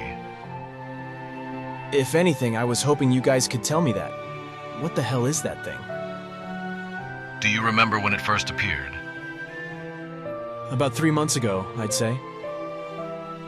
Everyone was all excited when it first showed up, saying it was a miracle the Tsar performed for us, but it never actually gave us anything useful. The Oprichniki don't react to it either, so all I really know is that it's just a big damn tree. Are we done now? Because I want to check out those other hunting grounds while... Just a moment. Now that we know the full extent of the situation, I'm afraid that information was insufficient. Come on, I don't have anything else I can trade you. Unless you're after my gun and you can have that over my dead body. No, it's not that. We want a kite. A kite? All you have to do is collect some materials. I can tell you what we need right now if you like. Now that I have a clearer picture of your people's technological and cultural progress, I am quite certain you should have little trouble finding them. All right, as long as I don't have to leave town. Thank you. I commend your decisiveness. Good show, Potsy. What do you want with a kite, Holmes? Shouldn't we have traded for food first? The pudgy one is right. It's been too long since I've had a decent cut of roast beef. Not at all. Food's crucial too, of course, but as they say, safety first. That is what you're going for, right, Holmes? Indeed, it will require a bit of brute strength, but we will be taking a page from Benjamin Franklin's book. I see where you're going with this. So you want to connect it to the briefcase? I do. What are you guys talking about? I'm going to use lightning to secure the power you need to summon servants. That's barbaric. Why, it's downright primitive. Not at all. That briefcase was originally designed to be usable even in eras without electricity. All Gudao need do to make use of it is draw a summoning circle on a ley line and wait for a single bolt of lightning to strike. Man, I really am a genius, aren't I? I doubt there's anyone else in all of history who could have made the summoning system this streamlined. Being me is so awesome. All right, so when is the next thunderstorm? Our forecast says tomorrow. Suffice to say that time is not on our side. I'm afraid we must get this kite ready to fly before the end of the day. Now then, Mr. Gudao, have you ever made a kite before? Yes, technically. Excellent. Now is the time to put that knowledge to use. Here you go. They were all real easy to find. Now are you gonna tell me about those other hunting grounds? Of course, I am pleased to make an equitable trade. This one's far. Probably take me a day to get there. All right, you guys stay put. Don't go outside and don't eat anything besides the food I gave you. See you later, Patsy. Man, it feels weird getting a send-off.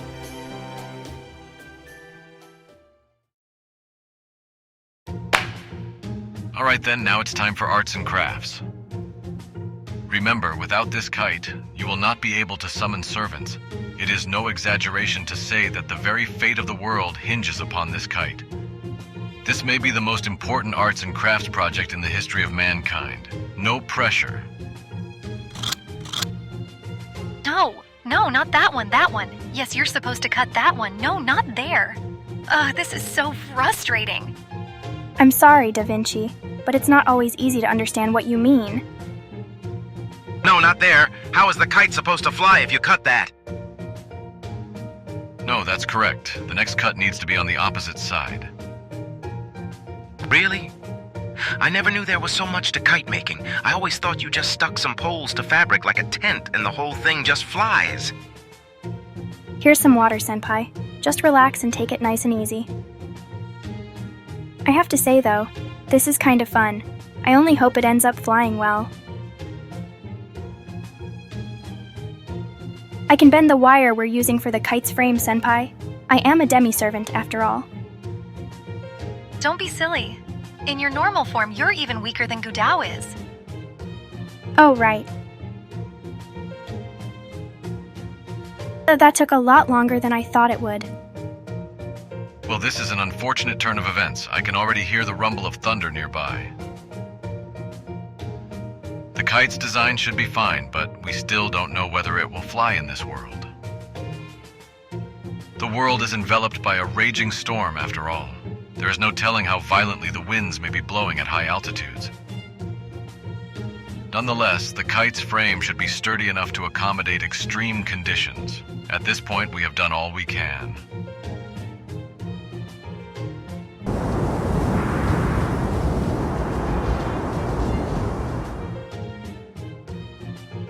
Great, that was the last part. It might have been a long and winding road to get here, but at least we got here. Now for the most important touch. What sort of picture should we draw on it? Damn it, Da Vinci, I'm a master, not an artist. What? But I was all set to paint a Vitruvian good enough to put on the Voyager. Stop that! You'll frighten the locals half to death. Just scribble some assy-eye expression on it and be done with it. Well, now, I'm impressed you know about that. True, it is important to retain one's sense of playfulness. Miss Kyrilight, would you do the honors of drawing something? Of course. Art design is one of my specialties. Don't worry, Master. I'll make sure it's a glamorous kite that will make everyone sit up and take notice.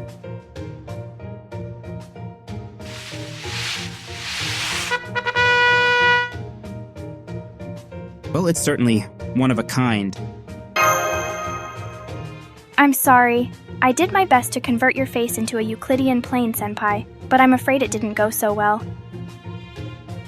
I like it. It has a unique charm about it, and it should serve to ward off evil spirits. Now you'd best be on your way. I'm afraid we don't have time to wait for Patsy to return.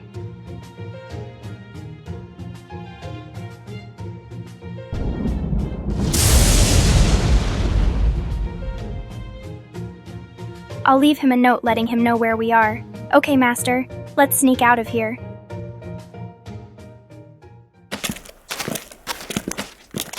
There are a lot more people.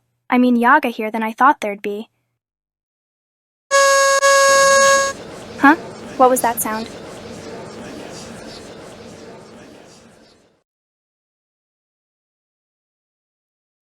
Anastasia, where are you, Anastasia?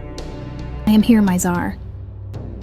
Ah, my Empress, my beloved wife, tell me, is Russia at peace?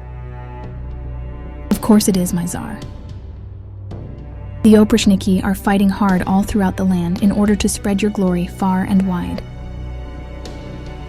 Please rest and do not be troubled. I see. So Russia is at peace. That makes 200 years of peace in Russia. What about the outside? I must spread my glory beyond Russia's borders. I must share it with those from other lands who can only shiver in the cold, waiting for their ends. Tell me, how fares Europe and the Far East? They too are at peace, my Tsar. Europe has bowed to your will, and negotiations in the Far East are proceeding apace. The war is over, and Russia will have their allegiance soon. I see. That is good. No, that is not good at all. Peace alone is not enough. I must press onward with renewed vigor and expand my domain. I must unite the world and ensure its happiness. Amadeus. Very well. So sleepy. Am I dreaming? Good night, my Tsar. May your repose be blessed with sweet dreams.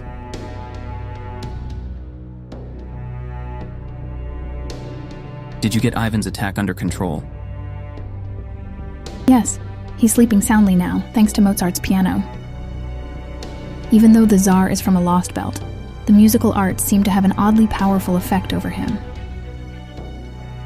I'm even feeling a bit sleepy myself now. Good. We need him to stay asleep for the time being. We can't have him finding out what's really going on and heading out on a campaign. That'd be the worst possible scenario. We must first be certain that his rule extends throughout the Lostbelt before we do anything else. Then I will entrust him to Amadeus for a while, and deal with the rebels myself. The mere thought that there is a rebellion taking place fills me with revulsion. No, not an option. There's no way Amadeus alone can keep the Tsar pacified. If he starts really acting up, even I couldn't say what might happen. And I can't stand that. As much as is possible, I want to eliminate any chance of surprise from my plan. When I need your help, I'll make sure to call for you after the Tsar has been safely secured. As you wish. You are my master, and I am your servant. I will trust in your judgment. Thanks, that'll be a big help. Pardon me. I hope I'm not interrupting your pillow talk. I'd watch your tongue if I were you, Metropolitan Macarius. You may be the Tsar's mentor, but I am still a member of the imperial family, and I will not tolerate such uncouth remarks. You wound me, Grand Duchess. I have nothing but the highest respect for every member of the Russian imperial family. No matter what sort of family they may be, or what sort of end the Grand Duchess may have met. How dare you? Wait, both of you stand down. I don't want to see any infighting. We don't have time for it anyway. Father, your job is to placate the Tsar, right? Then quit following the Grand Duchess around and hurry up with the repairs to the cathedral. Or do you have something urgent to tell us? Did something happen with one of the other Lostbelts? Of course. This is very urgent, Cryptor number 1.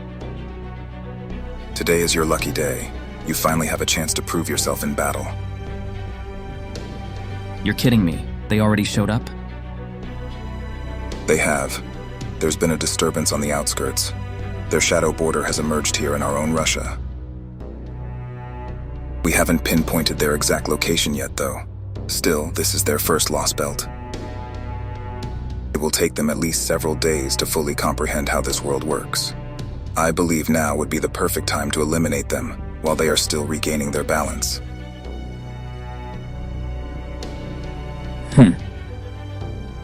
I don't want to leave the Tsar's side right now. I'll let the Oprichniki handle them. Besides, Koyanskaya is the one who let them get away in the first place. Why not make her take care of them? Or are you gonna do it yourself? That might give you a chance to be useful for a change. Oh no, I couldn't. Unfortunately, the Tsar's condition worries me as well, so I would much rather not stray too far from Yaga Moscow. As for Miss Koyanskaya, she may well be to blame for this little predicament, but she too is quite hard at work at the moment. I believe her work is of a rather private nature. It is very much in line with her hobbies. Hobbies? She's supposed to be leading the Oprichniki. What else could she be up to? Kadok. I'm told that woman has been going around distributing food to the Yaga at exorbitant prices. So exorbitant that they're forced to rob their neighbors of everything they have to even have a hope of purchasing it. I can't believe her. We come all this way and she's still going around picking on the weak.